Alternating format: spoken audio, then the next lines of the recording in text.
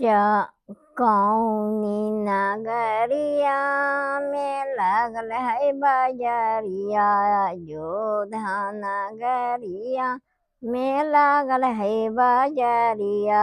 ओ हे बजरिया हमें सुपवा बेसलूं, ओ हे बजरिया में दौड़िया बेसलूं, ओ हे बजरी मैं पकवाना बेसलूं, ओ हे बजरिया मैं कचमानिया बेसलूं, ओ हे बजरिया मैं नारियल बेसलूं, ओ हे बजरिया शरीफवा बेसलूं।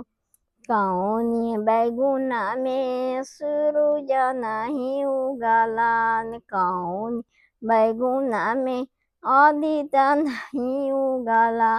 सासू के लीप पुतोहा कहे धंगलान, सासू के मुनना पुतोहा कहे खोलला।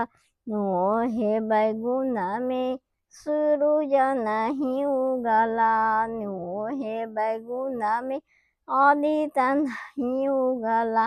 उगा सुरु उजल नहल गया, उगा आदि तरह नहल गया। कौनी बैगरिया में लागल है बजरिया, कहूँ जोधा नगरिया में लागल है बजरिया।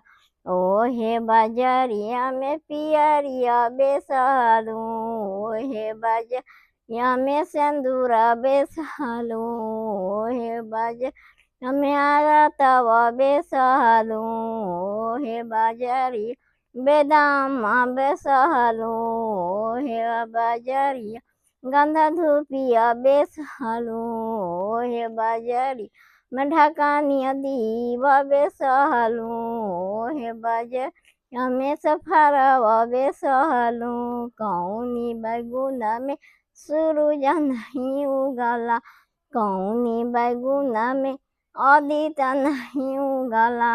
उगा सुरु जलहना हर गया, उगा आदि तलहना हर गया। सासू के लीपल पुतोहा कहे धंगला, सासू के मुनन पुतोहा कहे खोलला। ओ हे बैगुना में सुरुज नहीं उगला, ओ हे बैगुना में आदिता नहीं उगला। उगा सुरु जरहना गया, उगा आदि तरह लगिया रहना गया।